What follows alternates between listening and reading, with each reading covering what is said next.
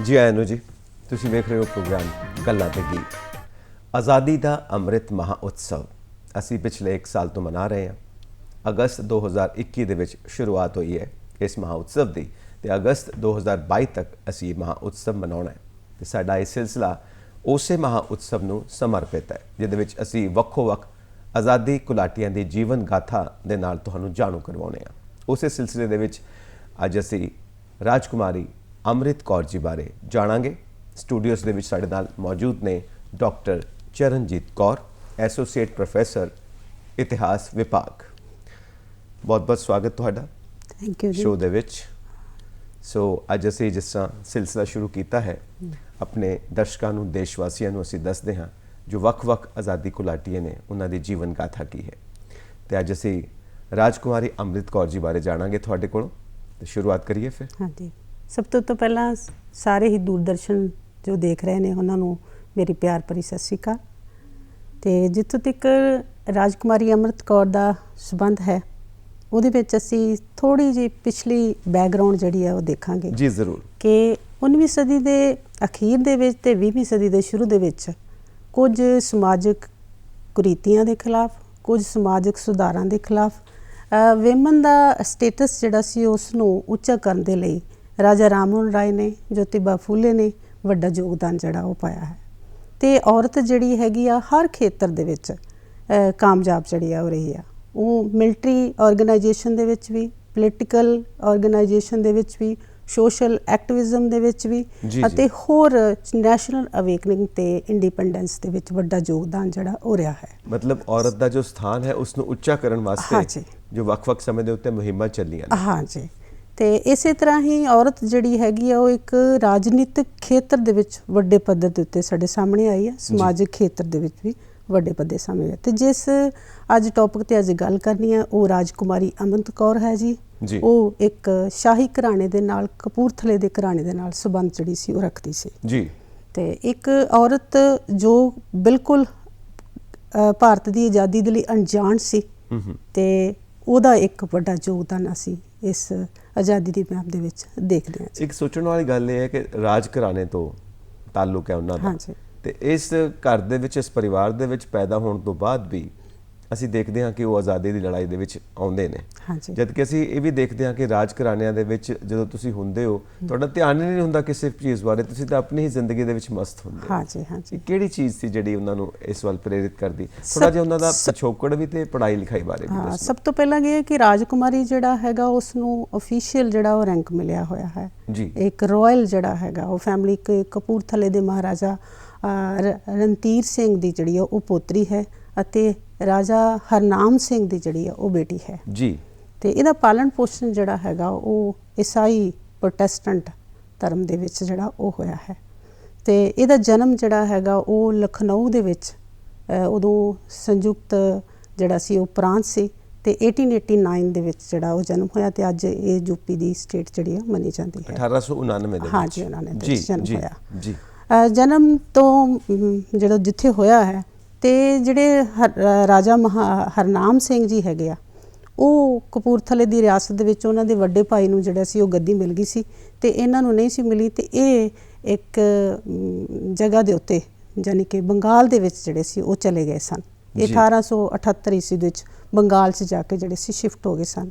तो उत्थे जाके एक पादरी हैगे ने मिशनरी जिन्हां दा नाम गोकल नाथ चटर्जी सी, उन्हां दे संपर्क दे विच आउंदे ने ते उत्थों फिर ये ईसाई जिहड़े वो बन जाते हैं। तो उत्थे गोकलनाथ दी जिहड़ी बेटी हैगी प्रिंसला ਉਹਦੇ ਨਾਲ ਜਿਹੜੀ ਉਹਦੀ मैरिज हो जाती है तो ਉਹਦੀ कुखों तो राजकुमारी अमृत कौर का जिहड़ा वो जन्म होंदा जी। हाँ जी। हाँ जी। फिर उस तो बाद राजकुमारी नूं पढ़न दे लई लंडन के शिरवुड स्कूल दे विच जिहड़ा वो पाया जाता ते उत्थे ही फिर वो अर्ली एजुकेशन भी प्राप्त करती है तो उस तो बाद ग्रैजुएट भी उत्थों जिहड़ी वो प्राप्त करती है। हाँ जी। तो ग्रैजुएट प्राप्त करन तो बाद वो 1918 ईस्वी दे विच भारत विच आ जाती है।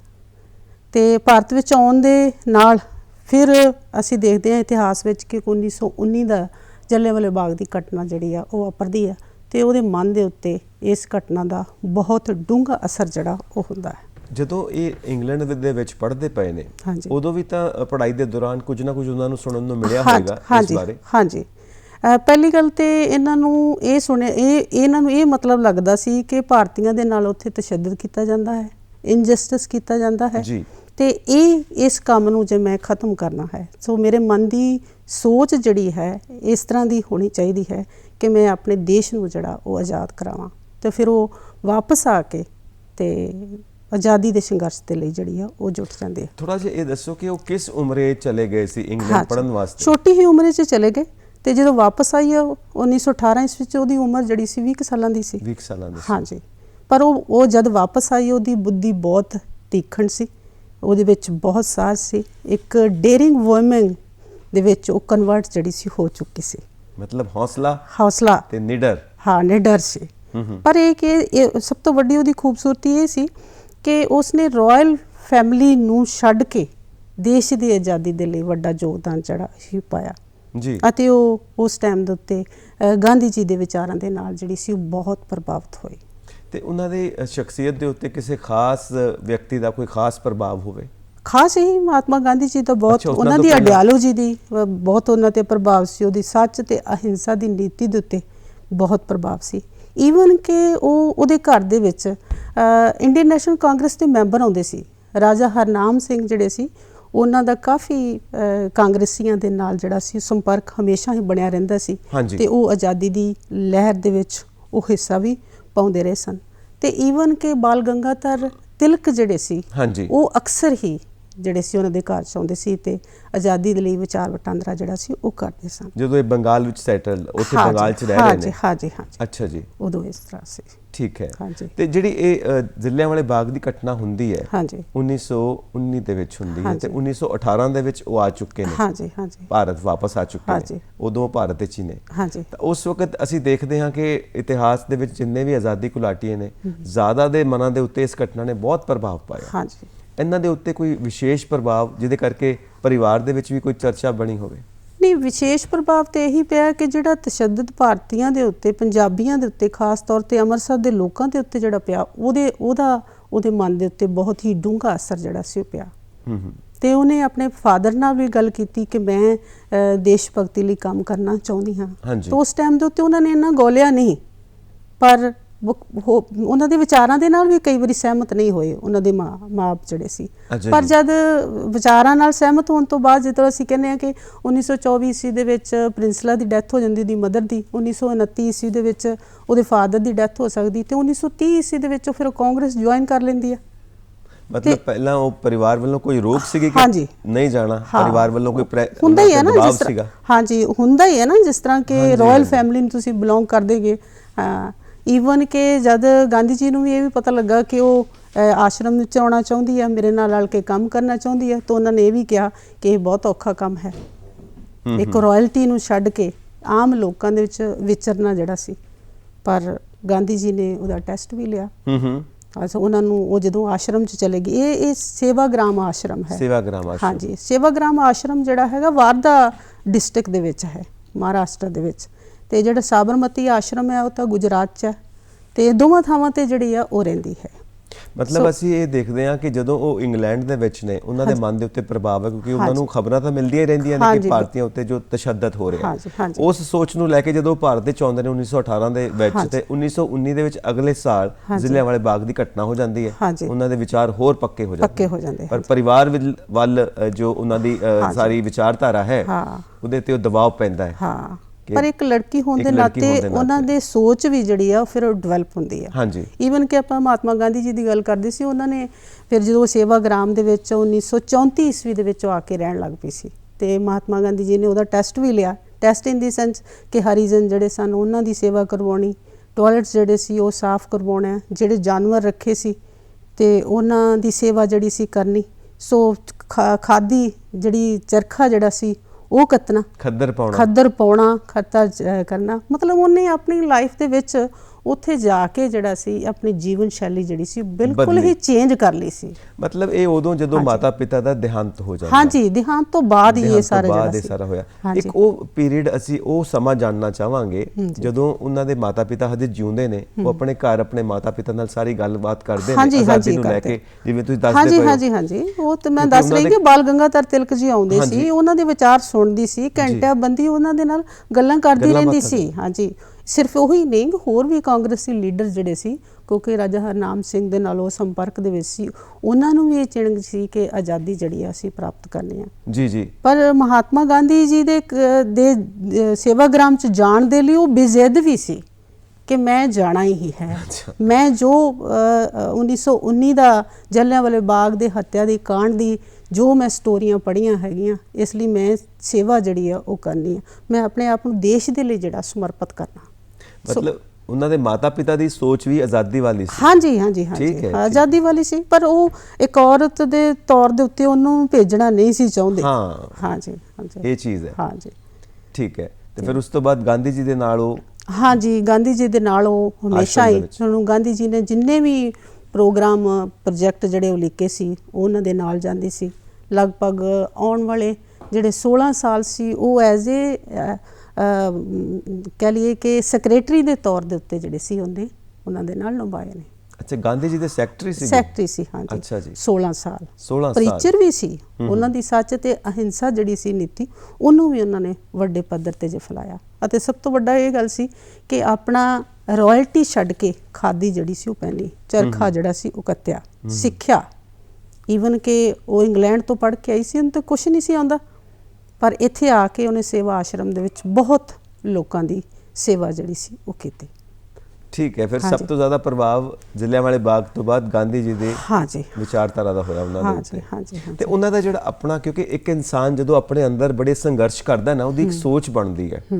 ਉਹ ਥੋੜਾ ਸਾਨੂੰ ਦੱਸੋ ਕਿ ਉਹ ਕਿੱਦਾਂ ਆਪਣੇ ਆਪ ਨੂੰ ਸੰਭਾਲਦੇ ਸੀ, ਕਿੱਦਾਂ ਸੰਘਰਸ਼ ਕੀਤਾ ਉਹਨਾਂ ਨੇ ਆਪਣੇ ਆਪ ਨੂੰ ਸੰਭਾਲਣ ਵਾਸਤੇ, ਜਿਹਨੂੰ ਆਪਾਂ ਕਹਿੰਦੇ ਨਾ ਸ਼ਖਸੀਅਤ ਦਾ ਨਿਰਮਾਣ ਹੁੰਦਾ ਹੈ। ਹਾਂਜੀ, ਅਸੀਂ ਸ਼ਖਸੀਅਤ ਦਾ ਉਹਦੀ ਨਿਰਮਾਣ ਜਿਹੜਾ ਅਸੀਂ ਹਿਸਟੋਰੀਕਲ ਇਸ ਤਰ੍ਹਾਂ ਵੀ ਦੇਖ ਸਕਦੇ ਹਾਂ ਕਿ 1930 ਦਾ ਸਾਲ ਜਿਹੜਾ ਨਾ, ਉਹ ਅਸੀਂ ਇਹ ਦੇਖਦੇ ਹਾਂ ਕਿ ਔਰਤਾਂ ਦੇ ਸੰਘਰਸ਼ ਦੇ ਵਿੱਚ ਦੋ ਤਰ੍ਹਾਂ ਦੇ ਤਰ੍ਹਾਂ ਸਾਹਮਣੇ ਸਾਡੇ ਆਉਂਦਾ ਹੈ। ਹਾਂਜੀ। ਇੱਕ ਤਾਂ ਹੈਗਾ ਕਿ ਇਕੁਅਲਸ ਰਾਈਟਸ ਜਿਹੜੇ ਆ ਉਹ ਲੈਣੇ ਨੇ ਜੀ, ਠੀਕ ਹੈ ਨਾ, ਵਿਮਨ ਦੇ ਮੁਕਾਬਲੇ ਜਿਹੜੇ ਇਕੁਅਲ ਜਿਹੜੇ ਆ ਉਹ ਮੈਨ ਦੇ ਮੁਕਾਬਲੇ ਜਿਹੜੇ ਆ ਉਹ ਲੈਣੇ ਨੇ। ਤੇ ਦੂਸਰਾ ਹੈਗਾ ਕਿ ਮੈਂ ਪਾਰਟਿਸਿਪੇਸ਼ਨ ਜਿਹੜੀ ਆ ਉਹ ਕਰਨੀ ਆ। ਤੇ ਇਹ 1930 ਵਿੱਚ ਦੋ ਲੈਵਲ ਦੇ ਉੱਤੇ, ਇੱਕ ਤਾਂ ਪਾਰਟਿਸਿਪੇਸ਼ਨ, ਮੈਸਿਵ ਪਾਰਟਿਸਿਪੇਸ਼ਨ ਹੋਈ, ਦੂਜਾ ਇਕੁਅਲ ਰਾਈਟਸ ਦੇ ਲਈ। ਤੇ ਇਹਦੀ ਸੋਚ ਜਿਹੜੀ ਸੀ ਇਕੁਅਲ ਰਾਈਟਸ, ਔਰਤ ਦੇ ਹੱਕਾਂ ਦੇ ਸੰਘਰਸ਼ ਦੇ ਲਈ ਇਹ ਸਾਹਮਣੇ ਜਿਹੜੀ ਸੀ ਉਹਦੀ ਸੋਚ ਆਈ। ਇੱਕ ਆਜ਼ਾਦੀ ਦੇ ਵਾਸਤੇ ਸੰਘਰਸ਼ ਕਰਨਾ ਹੈ, ਇੱਕ ਔਰਤ ਦੇ ਹੱਕਾਂ ਵਾਸਤੇ ਸੰਘਰਸ਼ ਕਰਨਾ ਹੈ। ਹਾਂ, ਉਸ ਟਾਈਮ ਤੇ ਉਹਨੇ ਜਿਹੜੇ ਕੰਮ ਕੀਤੇ ਆ ਉਹ ਔਰਤਾਂ ਦੇ ਲਈ ਜ਼ਿਆਦਾ ਕੀਤੇ ਨੇ। ਸਮਾਜ ਸੇਵੀ ਦੇ ਤੌਰ ਦੇ ਉੱਤੇ ਉੱਭਰ ਕੇ ਸਾਹਮਣੇ ਆਈ ਆ। ਪਰਦਾ ਪ੍ਰਥਾ ਸੀ, ਬਾਲ ਵਿਆਹ ਸੀ, ਵਿਧਵਾ ਜਿਹੜੀਆਂ ਸੀ ਆਸ਼ਰਮ ਦੇ ਵਿੱਚ ਉਹਨਾਂ ਨੂੰ ਜਾ ਕੇ ਜਿਹੜੀ ਸੀ ਉਹ ਮਿਲਦੀ ਸੀ, ਉਹਨਾਂ ਨੂੰ ਖਾਦੀ ਦੇ ਲਈ ਜਿਹੜਾ ਸੀ ਉਹ ਪ੍ਰਮੋਟ ਕਰਦੀ ਸੀ। ਸੋ ਇਹ ਉਹਦੇ ਕੰਮ ਜਿਹੜੇ ਆ ਉਹ ਰਹੇ ਨੇ। ਮਤਲਬ ਇੱਕ ਚੀਜ਼ ਹੈ, ਇੱਕ ਉਦੇਸ਼ ਹੁੰਦਾ ਬੰਦੇ ਦਾ, ਹਾਂਜੀ ਹਾਂਜੀ, ਹੈ ਨਾ, ਇੱਕ ਟੀਚਾ ਹੁੰਦਾ। ਉਹਨਾਂ ਦਾ ਉਦੇਸ਼ ਕੀ ਰਿਹਾ ਸ਼ੁਰੂ ਤੋਂ? ਉਦੇਸ਼ ਇਹੀ ਸੀ ਕਿ ਭਾਰਤ ਵਿੱਚ ਬਹੁਤ ਗਰੀਬੀ ਹੈ, ਅਗਿਆਨਤਾ ਹੈ ਜੀ, ਅਤੇ ਜਿਹੜੀ ਸਿਹਤ ਸੇਵਾਵਾਂ ਹੈਗੀਆਂ ਉਹ ਬਹੁਤ ਖਰਾਬ ਨੇ। ਅੱਛਾ ਤੇ ਜੀ। ਮੈਂ ਜਿਹੜਾ ਕੰਮ ਕਰਨਾ ਇਹਨਾਂ ਤਿੰਨਾਂ ਦੇ ਲਈ ਜਿਹੜਾ ਉਹ ਕਰਨਾ। ਸੋ ਉਸਨੇ ਆਪਣੀ ਸੋਚ ਨੂੰ ਜਿਹੜਾ ਸੀ ਉਹ ਪਹਿਲਾਂ ਗਾਂਧੀ ਦੀ ਸੋਚ ਜੀ ਨਾਲ ਡਿਵੈਲਪ ਕਰਕੇ ਉਹਨਾਂ ਔਰਤਾਂ ਨੂੰ ਅੱਗੇ ਲੈ ਕੇ ਆਉਣਾ। ਵੇਖੋ ਕਿ ਅੰਗਰੇਜ਼ੀ ਰਾਜਕਾਲ ਦੇ ਵਿੱਚ ਇਹੋ ਜਿਹੇ ਕੰਮ ਕਰਨੇ ਬਹੁਤ ਵੱਡਾ ਮਿਹਨਤ ਰੱਖਣਾ ਸੀ, ਬਹੁਤ ਵੱਡਾ ਜਿਗਰਾ ਸੀ। ਅੱਛਾ, ਉਹਨਾਂ ਸਿਰਫ ਕੱਲੀ ਨੇ ਹੀ ਨਹੀਂ, ਬਹੁਤ ਸਾਰੀਆਂ ਔਰਤਾਂ ਨੂੰ ਇੰਸਪਾਇਰ ਜਿਹੜਾ ਸੀ ਕੀਤਾ। ਜਿਸ ਤਰ੍ਹਾਂ ਆਪਾਂ ਕਹਿ ਲਈਏ ਕਿ ਰਮੇਸ਼ਵਰੀ ਨਹਿਰੂ ਜੀ ਨਾਲ ਕੰਮ ਕੀਤਾ, ਅਰੁਣਾ ਆਸਫ ਅਲੀ ਨਾਲ ਕੰਮ ਕੀਤਾ, ਹੰਸਾ ਰਾਜ ਮਹਿਤਾ ਜੀ ਦੇ ਨਾਲ ਕਰਿਆ ਕੰਮ ਜਿਹੜਾ ਸੀ ਉਹ ਕੀਤਾ, ਉਹਨਾਂ ਦੇ ਨਾਲ ਰਲ ਕੇ। ਤੇ ਹਾਰਡਸ਼ਿਪ ਵੀ ਬਹੁਤ ਜਿਹੜੀਆਂ ਸੀ ਸਹੀਆਂ, ਜੇ ਉਹਨਾਂ ਨੇ ਕੰਮ ਕੀਤੇ ਤੇ ਹਾਰਡਸ਼ਿਪ ਵੀ, ਜਿਸ ਤਰ੍ਹਾਂ ਹੁਣ ਕੰਮ ਜਿਹੜੇ ਹੈਗੇ ਉਹਨਾਂ ਦੇ ਧਰਨੇ ਲਾਉਣੇ ਅੰਗਰੇਜ਼ੀ ਸਰਕਾਰ ਦੇ ਖਿਲਾਫ, ਠੀਕ ਹੈ, ਜਲਸਿਆਂ ਦੇ ਵਿੱਚ ਆਉਣਾ, ਜਲੂਸਾਂ ਸ਼ਾਮਲ ਜਿਹੜਾ ਸੀ ਹੋਣਾ। ਤੇ ਇੱਕ ਵੱਡੀ ਇਹ ਇੱਕ ਮਿਸਾਲ ਹੈ ਕਿ ਫੰਡ ਇਕੱਠਾ ਕਰਨਾ, ਉਹਦੇ ਲਈ ਫੰਡ ਇਕੱਠਾ ਕਰਨ ਤੋਂ ਬਾਅਦ ਉਹ ਸਾਹਿਤ ਜਿਹੜਾ ਸੀ ਉਸ ਟਾਈਮ ਦੇ ਉੱਤੇ ਲੋਕਾਂ ਨੂੰ ਆਜ਼ਾਦੀ ਦੇ ਲਈ ਜੋੜਨਾ, ਉਹ ਜਿਹੜਾ ਸੀ ਉਹ ਵੰਡਣਾ, ਸਾਹਿਤ ਵੀ ਛਪਵਾਉਣਾ ਤੇ ਉਹ ਵੀ ਹਾਂਜੀ ਵੰਡਣਾ। ਛਪਵਾਉਣਾ ਤੇ ਉਹ ਵੀ ਵੰਡਣਾ।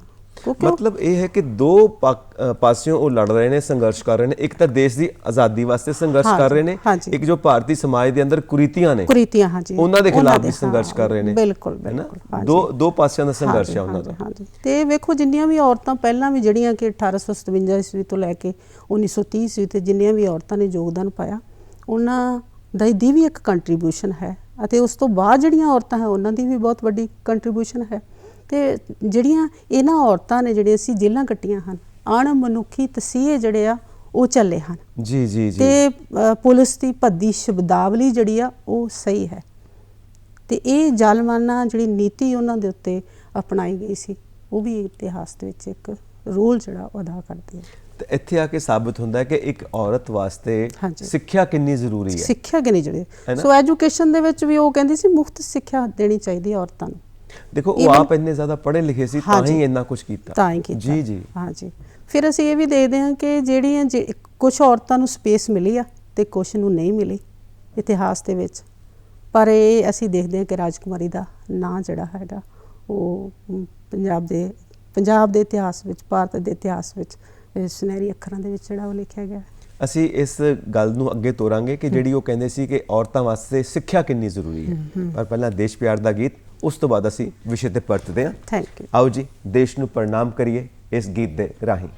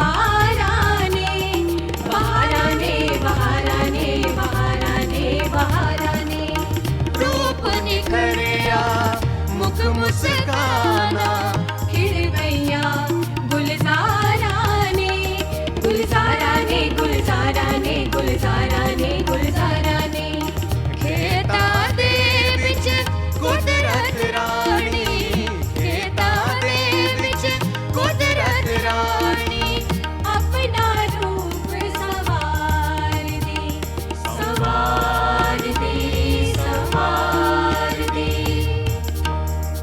ਦੇਸ਼ ਮੇਰੇ ਦੀ ਮਿੱਟੀ ਦੇਸ਼ ਮੇਰੇ ਦੀ ਮਿੱਟੀ ਲਾ ਲਾ ਲਾ ਲਾ ਦੇਸ਼ ਮੇਰੇ ਦੀ ਮਿੱਟੀ ਦੇਸ਼ ਮੇਰੇ ਦੀ ਮਿੱਟੀ ਲਾ ਲਾ ਲਾ ਲਾ ਦੇਸ਼ ਮੇਰੇ ਦੀ ਮਿੱਟੀ ਦੇ ਵਿੱਚ ਝਲਕ ਹੈ ਦੇਸ਼ ਪਿਆਰ ਦੀ ਦੇਸ਼ ਮੇਰੇ ਦੀ ਮਿੱਟੀ ਦੇ ਵਿੱਚ ਝਲਕ ਹੈ ਦੇਸ਼ ਪਿਆਰ ਦੀ ਪੈਰ ਪੈਰ ਦੇ ਰਤ ਸ਼ਹੀਦੀ ਪੈਰ ਪੈਰ ਦੇ ਰਤ ਸ਼ਹੀਦੀ ਧਰਤੀ ਨੂੰ ਸ਼ਿੰਗਾਰ ਦੀ ਸ਼ਿੰਗਾਰ ਦੀ ਸ਼ਿੰਗਾਰ ਦੀ ਸ਼ਿੰਗਾਰ ਦੀ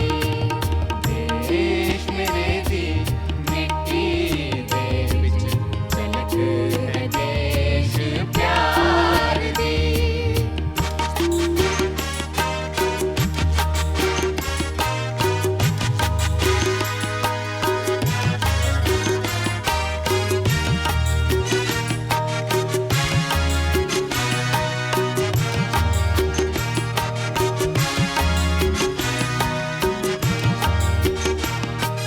ਅਮਨ ਸ਼ਾਂਤੀ ਦੁਨੀਆ ਦੇ ਵਿੱਚ ਅਮਨ ਸ਼ਾਂਤੀ ਦੁਨੀਆ ਦੇ ਵਿੱਚ ਰਾਏ ਭਾਰਤ ਜਾਣਾ ਏ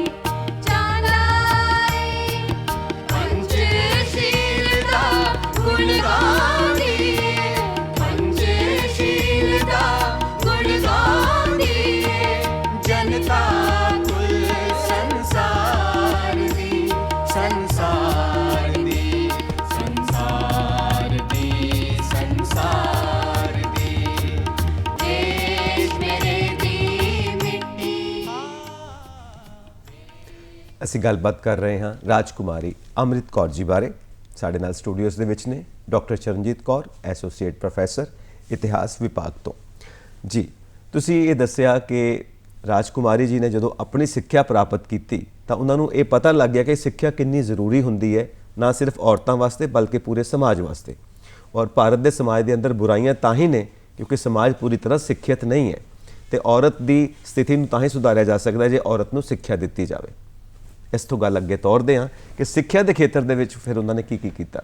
ਹੈ ਰਾਜਕੁਮਾਰੀ ਅੰਮ੍ਰਿਤ ਕੌਰ ਦਾ ਸਿੱਖਿਆ ਦੇ ਖੇਤਰ ਵਿੱਚ ਵੱਡਾ ਯੋਗਦਾਨ ਇਹ ਹੈ ਕਿ ਜਿੱਥੇ ਉਹ ਰਹਿ ਰਹੇ ਸੀ ਸੇਵਾ ਗ੍ਰਾਮ ਦੇ ਵਿੱਚ, ਪਹਿਲਾਂ ਤਾਂ ਉਹਨਾਂ ਛੋਟੇ ਬੱਚਿਆਂ ਨੂੰ ਉੱਥੋਂ ਪੜਾਉਣਾ ਜਿਹੜਾ ਸੀ ਸ਼ੁਰੂ ਕੀਤਾ ਜੀ, ਤੇ ਵਿਮਨਸ ਜਿਹੜੀਆਂ ਸੀ ਉਹਨਾਂ ਨੂੰ ਇਕੱਠਿਆਂ ਕਰਕੇ ਉਹਨਾਂ ਨੂੰ ਜਿਹੜਾ ਸੀ ਉਹ ਪ੍ਰਾਇਮਰੀ ਲੈਵਲ ਤੋਂ ਜਿਹੜਾ ਸੀ ਉਹ ਪੜਾਇਆ। ਅਤੇ ਮਹਾਤਮਾ ਗਾਂਧੀ ਜਿਹੜੀ ਦੀ ਸੋਚ ਸੀ ਕਿ ਔਰਤ ਜਿਹੜੀ ਆ ਉਹ ਦੇਸ਼ ਦਾ ਭਵਿੱਖ ਹੈ, ਔਰਤ ਜੇ ਪੜ੍ਹ ਲਿਖ ਜਾਏਗੀ ਤਾਂ ਸਭ ਤੋਂ ਪਹਿਲਾਂ ਆਪਣਾ ਪਰਿਵਾਰ ਪਾਲੇਗੀ ਤੇ ਫਿਰ ਦੇਸ਼ ਨੂੰ ਜਿਹੜਾ ਉਹ ਪਾਲੇਗੀ ਜੀ। ਸੋ ਇਸ ਕਰਕੇ ਸਿੱਖਿਆ ਦੇ ਵਿੱਚ ਜਿਹੜੇ ਨੇੜੇ ਦੇ ਸਕੂਲ ਸਨ ਉੱਥੇ ਵੀ ਉਹ ਜਾਂਦੀ ਸੀ। ਹਾਂਜੀ। ਅਤੇ ਉੱਥੇ ਜਾ ਕੇ ਉਹਨੇ ਛੋਟੇ ਬੱਚਿਆਂ ਨੂੰ ਔਰਤਾਂ ਨੂੰ ਉਹਨੇ ਪੜ੍ਹਾਉਣ ਦੇ ਵਿੱਚ ਵੱਡਾ ਯੋਗਦਾਨ ਜਿਹੜਾ ਉਹ ਪਾਇਆ ਹੈ ਜੀ। ਉਹਨਾਂ ਨੂੰ ਜਿਸ ਤਰ੍ਹਾਂ ਲਿਖਤਾਂ ਜਿਹੜੀਆਂ ਸੀ ਉਹ ਲਿਖ ਕੇ ਜਿਹੜੀ ਸੀ ਉਹ ਦਿੰਦੀ ਸੀ ਅਤੇ ਉਹ ਦੁਬਾਰਾ ਉਹਨਾਂ ਤੋਂ ਪੁੱਛਦੀ ਸੀ ਕਿ ਤੁਹਾਨੂੰ ਕੋਈ ਸਮਝ ਆਈ ਹੈ ਕਿ ਨਹੀਂ ਆਈ, ਕਿ ਤੁਸੀਂ ਕੀ ਇਹਦੇ ਵਿੱਚ ਤੁਹਾਨੂੰ ਅੱਛਾ ਤੁਸੀਂ ਰੋਲ ਅਦਾ ਕਰ ਪਾਓਗੇ। ਹਾਂਜੀ, ਇਹ ਸੀ ਉਹਨਾਂ ਦਾ ਸਭ ਤੋਂ ਵੱਡਾ ਸਿੱਖਿਆ ਦੇ ਖੇਤਰ ਦੇ ਵਿੱਚ। ਤੇ ਨਾਲ ਜਿਹੜਾ ਹੁਣ ਦੂਜਾ ਸੰਘਰਸ਼ ਆਜ਼ਾਦੀ ਦਾ ਚੱਲਦਾ ਪਿਆ, ਹਾਂਜੀ, ਸਮਾਜਿਕ ਬੁਰਾਈਆਂ ਨੂੰ ਦੂਰ ਕਰਨ ਦੇ ਨਾਲ ਨਾਲ ਆਜ਼ਾਦੀ ਹਾਸਲ ਕਰਨ ਦਾ ਸੰਘਰਸ਼ ਹੈ, ਉਹਦੇ ਬਾਰੇ ਦੱਸੋ। ਆਜ਼ਾਦੀ ਦੇ ਸੰਘਰਸ਼ ਦੇ ਵਿੱਚ ਉਹਨਾਂ ਦਾ ਡਾਂਡੀ ਮਾਰਚ ਦੇ ਵਿੱਚ ਵੱਡਾ ਜਿਹੜਾ ਉਹ ਯੋਗਦਾਨ ਹੈ। ਡਾਂਡੀ ਮਾਰਚ ਬਾਰੇ ਥੋੜਾ ਜਿਹਾ ਦੱਸੋ ਸਾਨੂੰ। ਹਾਂਜੀ, ਡਾਂਡੀ ਮਾਰਚ ਜਿਹੜਾ ਸੀ 12 ਮਾਰਚ ਤੋਂ ਲੈ ਕੇ ਤੇ 6 ਅਗਸਤ ਤੱਕ 1930 ਈਸਵੀ ਦੇ ਵਿੱਚ ਸ਼ੁਰੂ ਹੋਇਆ। ਇਹ 24 ਦਿਨ ਜਿਹੜੇ ਆ ਜੀ ਬਣਦੇ ਨੇ। ਡਾਂਡੀ ਜਿਹੜਾ ਹੈਗਾ ਉਹ ਸੂਰਤ ਦਾ ਇੱਕ ਸੂਰਤ ਸ਼ਹਿਰ ਦਾ ਹੈ, ਸੂਰਤ ਦੇ ਵਿੱਚ ਇੱਕ ਸ਼ਹਿਰ ਹੈ, ਉੱਥੋਂ ਜਿਹੜਾ ਸੀ ਗਾਂਧੀ ਜੀ ਨੇ ਸਾਬਰਮਤੀ ਤੱਕ ਜਿਹੜਾ ਸੀ ਡਾਂਡੀ ਮਾਰਚ ਜਿਹੜਾ ਸੀ ਕੀਤਾ ਸੀ ਪੈਦਲ ਤੇ ਚੱਲੇ। ਪੈਦਲ ਯਾਤਰਾ ਜਿਹੜੀ ਸੀ ਸ਼ੁਰੂ ਜੀ, ਕੀਤੀ। ਜੀ। 241 ਦਿਨ ਜਿਹੜੇ ਸੀ ਉਹ ਲੱਗੇ, ਸੌਰੀ 241 ਜਿਹੜਾ ਸੀ ਉਹ ਮੀਲ ਸੀ ਅਤੇ 78 ਵਿਅਕਤੀਆਂ ਦੇ ਨਾਲ ਜਿਹੜਾ ਸੀ ਗਾਂਧੀ ਜੀ ਉਹ ਗਏ ਤੇ ਉਹਨਾਂ ਦੇ ਵਿੱਚੋਂ ਰਾਜਕੁਮਾਰੀ ਜਿਹੜੀ ਸੀ ਇੱਕ ਸੀ। ਤੇ ਇਸ ਟਾਈਮ ਦੇ ਉੱਤੇ ਮਹਾਤਮਾ ਗਾਂਧੀ ਜੀ ਨੇ ਆਜ਼ਾਦੀ ਦੇ ਸੰਘਰਸ਼ ਨੂੰ ਤੇਜ਼ ਕਰਨ ਵਾਸਤੇ ਡੂ ਔਰ ਡਾਈ, ਕਰੋ ਜਾਂ ਮਰੋ ਦੀ ਭਾਵਨਾ ਜਿਹੜੀ ਸੀ ਉਹ ਪੈਦਾ ਕੀਤੀ ਸੀ ਜੀ। ਅਤੇ ਇਸ ਮਾਰਚ ਦੇ ਵਿੱਚ ਰਾਜਕੁਮਾਰੀ ਨੇ ਜਿਹੜਾ ਸੀ ਬਹੁਤ ਸਾਰੀਆਂ ਔਰਤਾਂ ਨੂੰ ਜਿਹੜਾ ਸੀ ਉਹ ਇਕੱਠਿਆਂ ਵੀ ਕੀਤਾ ਸੀ ਤੇ ਇਕੱਠਿਆਂ ਕਰਕੇ ਉਹ ਨਾਲ ਜਿਹੜੇ ਸੀ ਉਹ ਗਏ ਸਨ। ਸੋ ਡਾਂਡੀ ਮਾਰਚ ਦੀ ਇਤਿਹਾਸਕ ਜਿਹੜੀ ਦੇਣ ਇਹੀ ਹੈ ਕਿ ਇੱਕ ਸੰਘਰਸ਼ ਨੂੰ ਜਿਹੜਾ ਸੀ ਹੋਰ ਤੇਜ਼ ਜਿਹੜਾ ਸੀ ਉਹ ਕੀਤਾ ਗਿਆ। ਸੋ ਡਾਂਡੀ ਮਾਰਚ ਦੇ ਵਿੱਚ ਉਹਨਾਂ ਨੂੰ ਬੰਬੇ ਤੋਂ ਜਿਹੜਾ ਸੀ ਉਹ ਗ੍ਰਿਫਤਾਰ ਵੀ ਕਰ ਲਿਆ ਗਿਆ ਸੀ ਜੀ। ਤੇ ਉਹਨਾਂ ਨੂੰ ਹਾਂਜੀ ਜੇਲ੍ਹ ਦੇ ਵਿੱਚ ਜਿਹੜਾ ਸੀ ਸੁੱਟ ਦਿੱਤਾ ਗਿਆ ਸੀ। ਉਹਨਾਂ ਦੇ ਉੱਤੇ ਧਿਆਨ ਵੀ ਜਿਹੜਾ ਸੀ ਉਹ ਰੱਖਿਆ ਗਿਆ ਸੀ ਕਿ ਉਹ ਦੁਬਾਰਾ ਜਿਹੜਾ ਉਹ ਔਰਤਾਂ ਦੇ ਸੰਘਰਸ਼ ਦੇ ਵਿੱਚ ਦੇ ਅੱਗੇ ਨਾ ਆਉਣ ਤੇ ਕਿਸੇ ਕਿਸਮ ਦਾ ਹਿੰਸਾ ਜਿਹੜੀ ਆ ਉਹ ਨਾ ਹੋਵੇ। ਮਤਲਬ ਡਾਂਡੀ ਮਾਰਚ ਤੋਂ ਜੋ ਉਹ ਸੰਘਰਸ਼ ਦੇ ਵਿੱਚ ਆਉਣਾ ਹਾਂਜੀ, ਚਾਹੁੰਦੇ ਸੀਗੇ, ਹਾਂਜੀ। ਜੋ ਸ਼ੁਰੂ ਤੋਂ ਉਹਨਾਂ ਦੀ ਸੋਚ ਸੀ, ਹਾਂਜੀ, ਤੇ ਹਾਂਜੀ। ਡਾਂਡੀ ਮਾਰਚ ਦੇ ਵਿੱਚ ਉਹਨਾਂ ਨੇ ਉਸ ਸੰਘਰਸ਼ ਦੇ ਵਿੱਚ ਯੋਗਦਾਨ ਪਾਇਆ ਹਾਂਜੀ ਹਾਂਜੀ ਤੇ ਜੇਲ੍ਹ ਵੀ ਕੱਟੀ ਜੇਲ੍ਹ ਵੀ ਕੱਟੀ ਹਾਂਜੀ। ਤੇ ਉਸ ਤੋਂ ਬਾਅਦ ਫਿਰ ਜੇਲ੍ਹ ਤੋਂ ਆਜ਼ਾਦ ਹੋਏ ਹੋਣਗੇ। ਆਜ਼ਾਦ ਹੋ ਕੇ ਹਾਂਜੀ ਫਿਰ ਉਸ ਤੋਂ ਆਜ਼ਾਦ ਬਾਅਦ? ਹੋ ਕੇ ਫਿਰ ਉਹਨਾਂ ਨੇ ਭਾਰਤ ਛੱਡੋ ਅੰਦੋਲਨ ਦੇ ਵਿੱਚ ਵੀ ਵੱਡਾ ਯੋਗਦਾਨ ਅੱਛਾ। ਪਾਇਆ। ਈਵਨ ਕਿ ਭਾਰਤ ਛੱਡੋ ਦੇ ਅੰਦੋਲਨ ਤੋਂ ਪਹਿਲਾਂ ਸਵਦੇਸ਼ੀ ਮੂਵਮੈਂਟ ਜਿਹੜੀ ਸੀ ਉਹਨੂੰ ਜਿਹੜਾ ਸੀ ਕਾਫੀ ਉਹਦੇ ਚ ਪ੍ਰੇਰਿਤ ਕੀਤਾ। ਚਰਖਾ ਜਿਹੜਾ ਸੀ ਉਹਨੂੰ ਪ੍ਰਮੋਟ ਕੀਤਾ। ਸਵਦੇਸ਼ੀ ਮੂਵਮੈਂਟ 'ਚ ਜਦੋਂ ਆਪਾਂ ਵਿਦੇਸ਼ੀ ਕੱਪੜਿਆਂ ਨੂੰ ਸਾੜਿਆ ਹਾਂਜੀ ਜੀ, ਹਾਂ, ਉਹਨੇ ਘਰ ਘਰ ਜਾ ਕੇ ਜਿੱਥੇ ਵੀ ਉਹ ਰਹੇ ਨੇ ਘਰ ਹਾਂਜੀ। ਘਰ ਜਾ ਕੇ ਜਿਹੜਾ ਵਿਦੇਸ਼ੀ ਮਾਲ ਸੀ ਉਹਨਾਂ ਨੂੰ ਇਕੱਠਾ ਕੀਤਾ, ਉਹਦੀ ਹੋਲੀ ਜਿਹੜੀ ਸੀ ਉਹ ਜਲਾਈ। ਅੱਛਾ ਜੀ। ਤੇ ਅਸੀਂ ਜਿੱਥੇ ਵੀ ਉਹ ਗਾਂਧੀ ਜੀ ਜਾਂਦੇ ਸਨ ਉਹਨਾਂ ਦੇ ਨਾਲ ਹੁੰਦੇ ਸਨ। ਅਸੀਂ ਇਹ ਵੀ ਹਿਸਟੋਰੀਕਲ ਦੇਖਦੇ ਹਾਂ ਕਿ ਜੇ ਗਾਂਧੀ ਜੀ ਕਿਸੇ ਵੀ ਰੇਲਵੇ ਸਟੇਸ਼ਨ ਤੇ ਜਾਂਦੇ ਆ ਤੇ ਲੋਕੀ ਉਹਨਾਂ ਨੂੰ ਮਿਲਣ ਆਉਂਦੇ ਆ ਤਾਂ ਲੋਕੀ ਜਿਹੜੀਆਂ ਸੀ ਆਪਣੀਆਂ ਟੋਪੀਆਂ ਹੋ ਗਈਆਂ, ਚੁੰਨੀਆਂ ਹੋ ਗਈਆਂ, ਪੱਗਾਂ ਹੋਈਆਂ, ਉਹ ਗਾਂਧੀ ਜੀ ਦੇ ਲਿਆ ਕੇ ਅੱਗੇ ਸੁੱਟ ਦਿੰਦੇ ਸਨ। ਤੇ ਰਾਜਕੁਮਾਰੀ ਵਿਦੇਸ਼ੀ ਜਿਹੜਾ ਮਾਲ ਸੀ ਸੀ। ਹਾਂ ਵਿਦੇਸ਼ੀ ਮਾਲ ਸੀ ਤੇ ਰਾਜਕੁਮਾਰੀ ਜਿਹੜੀ ਸੀ ਉਹਨਾਂ ਨੂੰ ਉਹਨਾਂ ਦੇ ਸਾਹਮਣੇ ਜਿਹੜਾ ਸੀ ਉਹ ਅੱਗ ਜਿਹੜੀ ਸੀ ਉਹ ਲਗਾ ਦਿੰਦੀ ਸੀ। ਸੋ ਇਹ ਕੰਟਰੀਬਿਊਸ਼ਨ ਉਹਨਾਂ ਦੀ ਕਿ ਉਹ ਹਮੇਸ਼ਾ ਹੀ ਖਾਦੀ ਪਹਿਨਦੀ ਸੀ ਤੇ ਖਾਦੀ ਉਸ ਟਾਈਮ ਦੇ ਉੱਤੇ ਰਾਸ਼ਟਰੀਵਾਦੀਆਂ ਦਾ ਜਿਹੜਾ ਇੱਕ ਸੂਟਡ ਬੂਟਡ ਫੈਸ਼ਨ ਜਿਹੜਾ ਸੀ ਉਹ ਹੋ ਗਿਆ ਸੀ ਜੀ। ਸੋ ਚਰਖੇ ਨੂੰ ਜਿਹੜਾ ਸੀ ਜ਼ਿਆਦਾ ਪ੍ਰਮੋਟ ਜਿਹੜਾ ਸੀ ਉਸ ਟਾਈਮ ਤੇ ਉਤਸ਼ਾਹਿਤ ਕੀਤਾ। ਤਿਲਕ ਸਵਰਾਜ ਇੱਕ ਫੰਡ ਕੈਮ ਕੀਤਾ ਸੀ ਤੇ ਉਹਦਾ ਜਿਹੜਾ ਪੈਸਾ ਸੀ ਉਹ ਇਕੱਠਾ ਕਰਕੇ ਚਰਖੇ ਜਿਹੜੇ ਸੀ ਉਹ ਵੰਡੇ ਗਏ ਸਨ। ਅੱਛਾ ਜੀ। ਹਾਂਜੀ। ਸੋ ਚਰਖਾ ਵੈਸੇ ਵੀ ਅਸੀਂ ਕਹਿੰਦੇ ਹਾਂ ਕਿ ਸੈਲਫ ਹੈਲਪ ਦੇ ਲਈ ਆ, ਸੈਲਫ ਰਿਸਪੈਕਟ ਦੇ ਲਈ ਹੈ ਤੇ ਸੈਲਫ ਸੈਕਰੀਫਾਈਸ ਦੇ ਲਈ ਆ। ਤੇ ਜਿਹੜੀਆਂ ਉਸ ਟਾਈਮ ਦੇ ਉੱਤੇ ਔਰਤਾਂ ਜਿਨ੍ਹਾਂ ਦੇ ਹਸਬੈਂਡ ਦੀ ਡੈਥ ਹੋ ਜਾਂਦੀ ਸੀ ਉਹਨਾਂ ਦੇ ਲਈ ਅਰਨਿੰਗ ਮਨੀ ਜਿਹੜੀ ਸੀ ਇਹ ਚਰਖੇ ਤੋਂ ਹੀ ਆਉਂਦੀ ਸੀ। ਨਾਲੇ ਸੋ ਸਾਡੀ ਉਸ ਵੇਲੇ- ਅਰਥ ਵਿਵਸਥਾ ਨੂੰ ਵੀ ਹਾਂ, ਮਜ਼ਬੂਤ ਅਰਥ ਕਰਦਾ ਵਿਵਸਥਾ ਨੂੰ ਵੀ ਉਹਨਾਂ ਨੇ ਮਜ਼ਬੂਤ ਜਿਹੜਾ ਸੀ ਉਹ ਕੀਤਾ ਸੀ। ਸੋ ਗਾਂਧੀ ਜੀ ਦੀ ਜਿਹੜੀ ਆਈਡੀਓਲੋਜੀ ਸੀ ਉਹਦੇ ਵਿੱਚ ਉਸ ਦੇ ਤਹਿਤ ਉਹ ਹਮੇਸ਼ਾ ਹੀ ਚੱਲਦੀ ਰਹੀ ਹੈ। ਮਤਲਬ ਹੁਣ ਇਹ ਹੋਇਆ ਕਿ ਡਾਂਡੀ ਮਾਰਚ, ਹਾਂਜੀ ਫਿਰ ਸਵਦੇਸ਼ੀ ਮੂਵਮੈਂਟ ਹਾਂਜੀ, ਜਿਹੜੀ ਰਹੀ ਹਾਂਜੀ। ਹੈ, ਸਰਗਰਮੀਆਂ ਸਾਰੀਆਂ ਰਹੀਆਂ ਹਾਂਜੀ, ਨੇ, ਹਾਂਜੀ। ਫਿਰ ਉਸ ਤੋਂ ਬਾਅਦ ਭਾਰਤ ਛੋੜੋ ਅੰਦੋਲਨ। ਭਾਰਤ ਛੋੜੋ ਅੰਦੋਲਨ ਦੇ ਵਿੱਚ ਬਹੁਤ ਵੱਡੇ ਹਿੱਸੇ ਦੇ ਵਿੱਚ ਔਰਤਾਂ ਜਿਹੜੀਆਂ ਉਹਨਾਂ ਨੇ ਸ਼ਮੂਲੀਅਤ ਜਿਹੜੀ ਹੈ ਉਹ ਕੀਤੀ ਹੈ। ਜੀ, ਤੇ ਜੀ। ਸਭ ਤੋਂ ਵੱਧ ਅਸੀਂ ਦੇਖਦੇ ਹਾਂ ਕਿ ਇਸ ਦੇ ਵਿੱਚ ਜਿਹੜਾ ਉਹਨਾਂ ਨੇ ਭਾਗ ਜਿਹੜਾ ਲਿਆ ਤੇ ਖਾਸ ਤੌਰ ਤੇ ਰਾਜਕੁਮਾਰੀ ਨੇ ਜਿਹੜਾ ਉਹ ਲਿਆ ਸੀ। ਇਹ 1942 ਈਸਵੀ ਤੋਂ ਲੈ ਕੇ 1944 ਤੱਕ ਜਿਹੜਾ ਉਹ 2 ਸਾਲ ਜਿਹੜਾ ਸੀ ਉਹ ਚੱਲਦਾ ਰਿਹਾ ਹੈ। ਹਾਂਜੀ। ਤੇ ਇਹ 14 ਜੁਲਾਈ ਨੂੰ ਇਹਨੂੰ ਜਿਹੜਾ ਸੀ all India conference Congress committee ਦੇ ਵਿੱਚ ਜਿਹੜਾ ਸੀ ਇਹਨੂੰ ਰੱਖਿਆ ਗਿਆ ਤੇ ਇਹਨੂੰ ਨਹਿਰੂ ਜੀ ਨੇ ਤੇ ਵੱਲਭ ਭਾਈ ਪਟੇਲ ਹੋਣਾ ਨੇ ਜਿਹੜਾ ਸੀ ਉਹ ਮੋਹਰ ਲਾ ਦਿੱਤੀ ਅਤੇ ਇਹ ਜਿਹੜਾ ਸੀ ਉਹ ਸ਼ੁਰੂ ਹੋ ਗਿਆ ਜੀ। ਹਾਂਜੀ। ਤੇ ਫਿਰ ਭਾਰਤ ਛੱਡੋ ਦੇ ਲਈ ਫਿਰ ਇਹੀ ਸੀ ਕਿ ਅੰਗਰੇਜ਼ੋ ਭਾਰਤ ਛੱਡ ਕੇ ਚਲੇ ਜਾਓ। ਹਾਂਜੀ। ਠੀਕ ਹੈ। ਤੇ ਗਾਂਧੀ ਜੀ ਨੇ ਵੀ ਇਹ ਕਹਿ ਦਿੱਤਾ ਸੀ ਕਿ ਡੂ ਔਰ ਡਾਈ, ਕਰੋ ਜਾਂ ਮਰੋ। ਮਰੋ। ਹਾਂਜੀ। ਉਸ ਟਾਈਮ ਦੇ ਉੱਤੇ ਲਿਨਥ ਗੋਲ ਜਿਹੜੇ ਸੀ ਉਹ ਵਾਇਸਰਾਏ ਸਨ। ਹਾਂਜੀ। ਤੇ ਉਹਨਾਂ ਨੇ ਇਹ ਤੋਂ ਪਹਿਲਾਂ ਹੀ ਕਹਿ ਦਿੱਤਾ ਸੀ ਦੇਖ ਕੇ ਹੋਏ ਕਿ ਡਾਂਡੀ ਮਾਰਚ ਤੋਂ ਵੀ ਅਸੀਂ ਜਿਹੜਾ ਉਹ ਮਹਾਤਮਾ ਗਾਂਧੀ ਦਾ ਗੁੱਦਾ ਬਣਾ ਦਿੱਤਾ ਹੈ। ਹੁਣ ਮਹਾਤਮਾ ਗਾਂਧੀ ਜੀ ਨੂੰ ਕੁਝ ਪਤਾ ਨਹੀਂ ਲੱਗ ਰਿਹਾ ਕਿ ਕੀ ਕਰਨ। ਤੇ ਫਿਰ ਉਹਨਾਂ ਨੇ ਫਿਰ ਜਿਹੜੀ ਸੀ ਇੱਕ ਸਾਡੀ ਭਾਰਤੀ ਲੋਕਾਂ ਨੂੰ ਹਰ ਮਰਦ ਤੇ ਔਰਤ ਨੂੰ ਇਹ ਕਿਹਾ ਸੀ ਕਿ ਤੁਸੀਂ ਅੱਜ ਤੋਂ ਹੀ ਆਪਣੇ ਆਪ ਨੂੰ ਜਿਹੜਾ ਵਾ ਸੁਤੰਤਰ ਜਿਹੜਾ ਵਾ ਉਹ ਮੰਨੋ। ਤੁਸੀਂ ਇੱਕ ਜੋ ਡਾਂਡੀ ਮਾਰਚ ਦੀ ਗੱਲ ਕਰ ਰਹੇ ਹੋ, ਸਾਡੇ ਦਰਸ਼ਕਾਂ ਨੂੰ ਦੱਸੋ ਡਾਂਡੀ ਮਾਰਚ ਨੂੰ ਬਰੀਫ ਜਿਹਾ ਦੱਸੋ ਥੋੜਾ ਜਿਹਾ ਹਾਂਜੀ। ਸੰਖੇਪ ਦੇ ਵਿੱਚ। ਹਾਂਜੀ, ਡਾਂਡੀ ਮਾਰਚ ਇਹ ਸੀ ਕਿ ਨਮਕ ਜਿਹੜੇ ਸੀ ਉਹਦੇ ਕਾਨੂੰਨ ਨੂੰ ਜਿਹੜਾ ਸੀ ਤੋੜਨਾ ਸੀ। ਅੱਛਾ। ਹਾਂ, ਭਾਰਤੀ ਨਮਕ ਦੇ ਉੱਤੇ ਜਿਹੜਾ ਸੀ ਉਹ ਪਾਬੰਦੀ ਜਿਹੜੀ ਸੀ ਲਾ ਦਿੱਤੀ ਸੀ, ਟੈਕਸ ਹਾਂਜੀ। ਜਿਹੜਾ ਸੀ ਉਹ ਲਾ ਦਿੱਤਾ ਸੀ। ਅੱਛਾ ਜੀ। ਸੋ ਉਹ ਕਾਨੂੰਨ ਤੋੜਨ ਦੇ ਲਈ ਉਹਨਾਂ ਨੇ ਸਾਬਰਮਤੀ ਆਸ਼ਰਮ ਤੇ ਜਾ ਕੇ ਮੁੱਠੀ ਪਰ ਲੂਣ ਜਿਹੜਾ ਸੀ ਤੋੜਿਆ। ਜਿੱਥੇ ਉਹ ਲੂਣ ਨਹੀਂ ਸੀ ਟੁੱਟ ਸਕਦਾ ਉੱਥੇ ਹੋਰ ਜਿਹੜੇ ਕਾਨੂੰਨ ਸੀ ਉਹਨਾਂ ਨੂੰ ਜਿਹੜਾ ਸੀ ਉਹ ਤੋੜਿਆ। ਹਾਂਜੀ, ਵੈਸੇ ਦੇਖਿਆ ਜਾਵੇ ਤੇ ਡਾਂਡੀ ਮਾਰਚ, ਸਵਦੇਸ਼ ਦੀ ਜਿਹੜੀ ਸਰਗਰਮੀਆਂ ਨੇ ਤੇ ਭਾਰਤ ਛੱਡੋ ਅੰਦੋਲਨ, ਇਹ ਤਿੰਨਾਂ ਦੇ ਪਿੱਛੇ ਆਰਥਿਕਤਾ ਨੂੰ ਮੁੱਖ ਰੱਖਿਆ ਗਿਆ ਕਿ ਹਾਂਜੀ। ਭਾਰਤ ਨੂੰ ਆਰਥਿਕ ਤੌਰ ਤੇ ਮਜ਼ਬੂਤ ਬਣਾਇਆ ਜਾਵੇ ਕਿਉਂਕਿ ਹਾਂਜੀ। ਜਿਹੜੀ ਈਸਟ ਇੰਡੀਆ ਕੰਪਨੀ ਲੁੱਟਦੀ ਪਈ ਹੈ। ਹਾਂਜੀ, ਹਾਂਜੀ, ਹਾਂਜੀ। ਤੇ ਜੀ। ਮੁੜ ਕੇ ਫਿਰ ਭਾਰਤ ਛੱਡੋ ਅੰਦੋਲਨ ਦੇ ਵਿੱਚ ਅਸੀਂ ਦੇਖਦੇ ਹਾਂ ਕਿ ਜਦੋਂ ਸਾਨੂੰ 8 ਅਗਸਤ ਨੂੰ ਇਹ ਸ਼ੁਰੂ ਹੁੰਦਾ ਜੀ 1942 ਨੂੰ, ਹਾਂਜੀ। ਤੇ 9 ਅਗਸਤ ਨੂੰ ਜਿਹੜਾ ਵਾ ਕਾਫੀ ਵਿਰੋਧ ਹੁੰਦਾ ਕਿ ਬਹੁਤ ਸਾਰੀ ਹਰ ਜ਼ਿਲ੍ਹੇ ਦੇ ਵਿੱਚ ਭਾਰਤ ਦੇ ਹਰ ਥਾਂ ਦੇ ਉੱਤੇ ਜਿਹੜਾ ਵਿਰੋਧ ਕੀਤਾ ਜਾਂਦਾ। ਜੀ। ਤੇ 12 ਦੇ ਵਿੱਚ ਅਸੀਂ ਨਾਗਪੁਰ ਦੇ ਵਿੱਚ ਇੱਕ ਬਹੁਤ ਸਾਰੀਆਂ ਹਿੰਸਕ ਘਟਨਾਵਾਂ ਜਿਹੜੀਆਂ ਉਹ ਦੇਖਦੇ ਹਾਂ ਕਿ ਪਬਲਿਕ ਜਿਹੜੀ ਆਪਣੇ ਘਰਾਂ ਚੋਂ ਬਾਹਰ ਨਿਕਲ ਕੇ ਇਸ ਅੰਦੋਲਨ ਦਾ ਹਿੱਸਾ ਜਿਹੜੀ ਆ ਉਹ ਬਣੀ ਆ। ਅੱਛਾ ਤੇ ਜੀ। ਈਵਨ ਕਿ ਸਾਡੇ ਕੋਲ ਫਰੀडम ਫਾਈਟਰ ਹੈਗੇ ਨੇ ਸਰੋਜਨੀ ਨਾਇਡੂ ਜੀ, ਉਹਨਾਂ ਨੇ ਤਾਂ ਰਾਸ਼ਟਰੀ ਝੰਡਾ ਵੀ ਲਹਿਰਾ ਦਿੱਤਾ ਸੀ। ਅੱਛਾ ਜੀ। ਹਾਂਜੀ, ਤੇ ਈਵਨ ਕਿ ਰਾਜਕੁਮਾਰੀ ਨੇ ਵੀ ਥਾਂ ਥਾਂ ਦੇ ਉੱਤੇ ਰਾਸ਼ਟਰੀ ਤਿਰੰਗਾ, ਜਿਵੇਂ ਕਿ ਅੱਜ ਸਾਡੇ ਭਾਰਤ ਸਰਕਾਰ ਨੇ ਮਾਨਯੋਗ ਪ੍ਰਧਾਨ ਮੰਤਰੀ ਨਰਿੰਦਰ ਮੋਦੀ ਜੀ ਨੇ ਹਰ ਘਰ ਤਿਰੰਗਾ ਦੇ ਲਈ ਮੁਹਿੰਮ ਸ਼ੁਰੂ ਕੀਤੀ ਹੈ।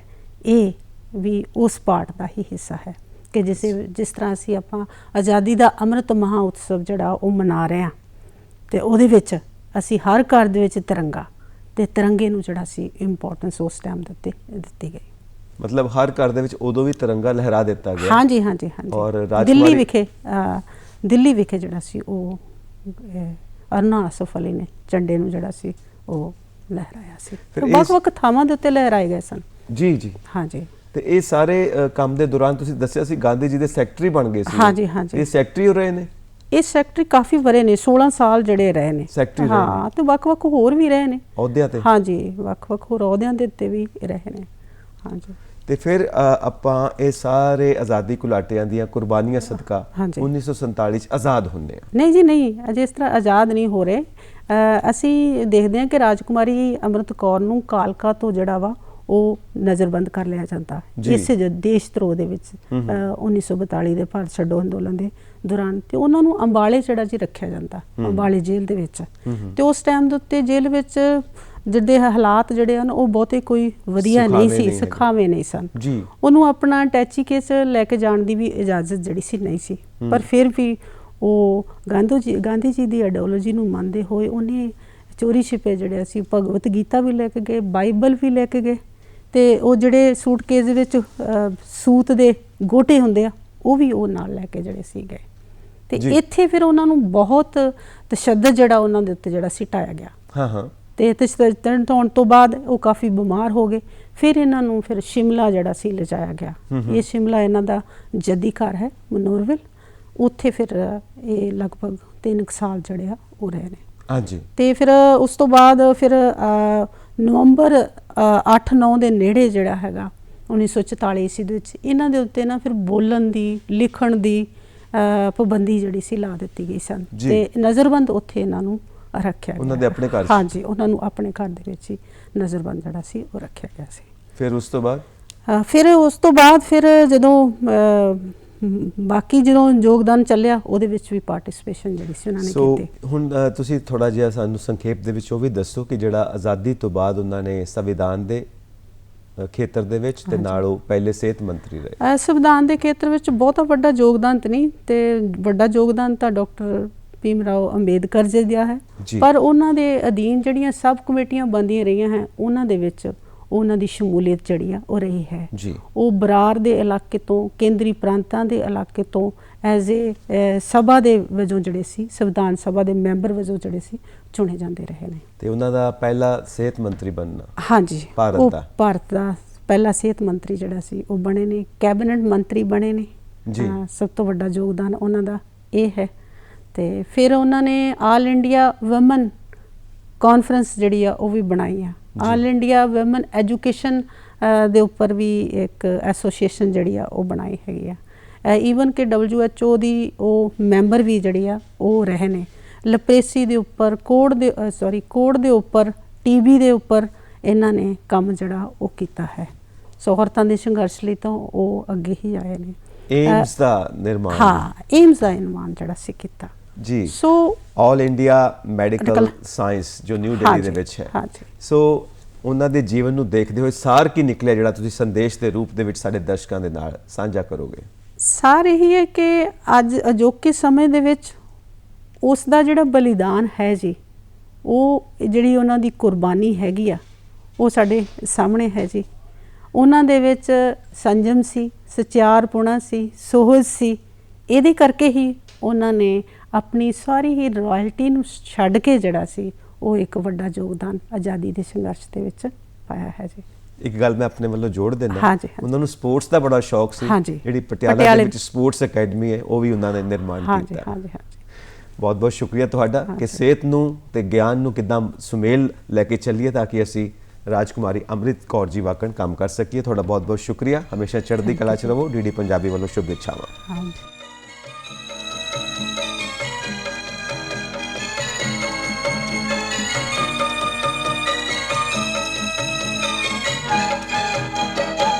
ਜਾਨ ਤੋਂ ਪਿਆਰਾ ਹੈ ਸਾਨੂੰ ਸਾਡਾ ਈਮਾਨ, ਜਾਨ ਤੋਂ ਪਿਆਰਾ ਹੈ ਸਾਨੂੰ ਸਾਡਾ ਈਮਾਨ।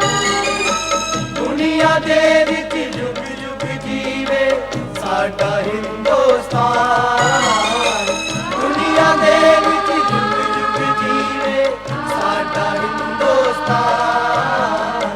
ਜਾਨ ਤੋਂ ਪਿਆਰਾ ਹੈ ਸਾਨੂੰ ਸਾਡਾ ਈਮਾਨ, ਜਾਨ ਤੋਂ ਪਿਆਰਾ ਹੈ ਸਾਨੂੰ ਸਾਡਾ ਈਮਾਨ।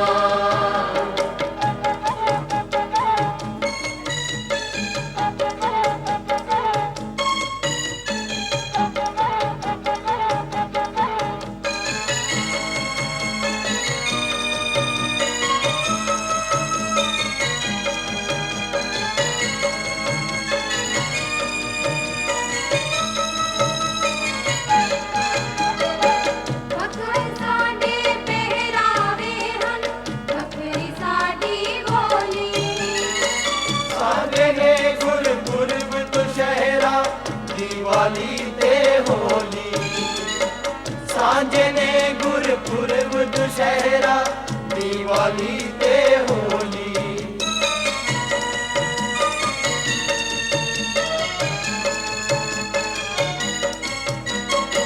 ਵੱਖ ਵੱਖ ਸਾਡੇ ਪਹਿਰਾਵੇ ਹਨ, ਵੱਖਰੀ ਸਾਡੀ ਬੋਲੀ। ਸਾਂਝੇ ਨੇ ਗੁਰਪੁਰਬ ਦੁਸ਼ਹਿਰਾ ਦੀਵਾਲੀ ਤੇ ਹੋਲੀ, ਸਾਂਝੇ ਨੇ ਗੁਰਪੁਰਬ ਦੁਸ਼ਹਿਰਾ ਦੀਵਾਲੀ ਤੇ ਹੋਲੀ। ਭਾਰਤ ਮਾਂ ਦੇ ਪੁੱਤਰ ਸਾਰੇ ਇੱਕ ਜੀਵਨ ਇੱਕ ਜਾਨ, ਭਾਰਤ ਮਾਂ ਦੇ ਪੁੱਤਰ ਸਾਰੇ ਇੱਕ ਜੀਵਨ ਇੱਕ ਜਾਨ। ਜਾਨ ਤੋਂ ਪਿਆਰਾ ਹੈ ਸਾਨੂੰ ਸਾਡਾ ਈਮਾਨ, ਜਾਨ ਤੋਂ ਪਿਆਰਾ ਹੈ ਸਾਨੂੰ ਸਾਡਾ ਈਮਾਨ।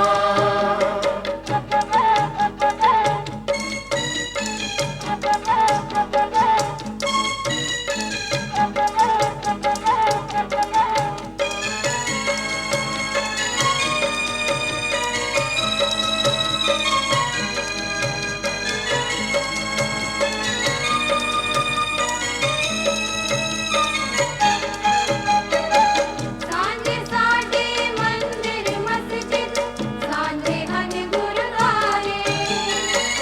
ਅੱਲਾ ਵਾਹਿਗੁਰੂ ਰਾਮ ਨਾਮ ਨੇ ਇੱਕ ਰੱਬ ਦੇ ਹੀ ਸਾਰੇ, ਅੱਲਾ ਵਾਹਿਗੁਰੂ ਰਾਮ ਨਾਮ ਨੇ ਇੱਕ ਰੱਬ ਦੇ ਹੀ ਸਾਰੇ।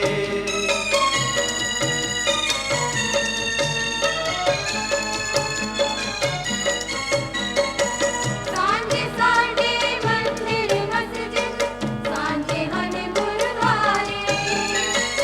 ਅੱਲਾ ਵਾਹਿਗੁਰੂ ਰਾਮ ਨਾਮ ਨੇ ਇੱਕ ਰੱਬ ਦੇ ਹੀ ਸਾਰੇ। ਅੱਲਾ ਵਾਹਿਗੁਰੂ ਰਾਮ ਨਾਮ ਨੇ ਇੱਕ ਰੱਬ ਦੇ ਹੀ ਸਾਰੇ। ਸਾਂਝੇ ਸਾਡੇ ਗ੍ਰੰਥ ਰਮਾਇਣ ਗੀਤਾ ਅਤੇ ਕੁਰਾਨ। ਸਾਂਝੇ ਸਾਡੇ ਗ੍ਰੰਥ ਰਮਾਇਣ ਗੀਤਾ ਅਤੇ ਕੁਰਾਨ। ਜਾਨ ਤੋਂ ਪਿਆਰਾ ਹੈ ਸਾਨੂੰ ਸਾਡਾ ਈਮਾਨ। ਜਾਨ ਤੋਂ ਪਿਆਰਾ ਹੈ ਸਾਨੂੰ ਸਾਡਾ ਈਮਾਨ।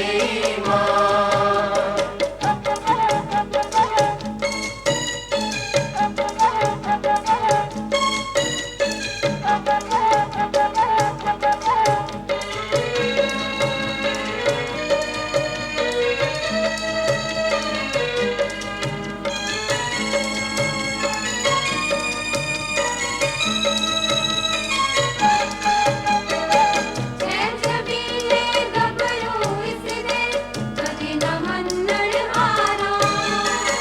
ਪੈਰ ਕਦੇ ਨਾ ਪਿੱਛੇ ਰੱਖਣ ਦੇਸ਼ ਦੀਆਂ ਮੁਟਿਆਰਾਂ। ਪੈਰ ਕਦੇ ਨਾ ਪਿੱਛੇ ਰੱਖਣ ਦੇਸ਼ ਦੀਆਂ ਮੁਟਿਆਰਾਂ।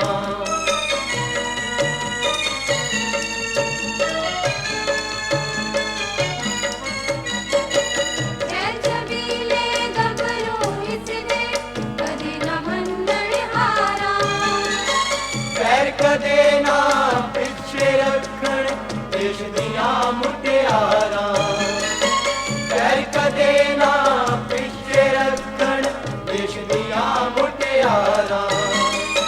ਰੋਸ਼ਨ ਤਾਂ ਹੀ ਇਸ ਧਰਤੀ ਤੋਂ ਜਾਂਦਾ ਹੈ ਕੁਰਬਾਨ। ਰੋਸ਼ਨ ਤਾਂ ਹੀ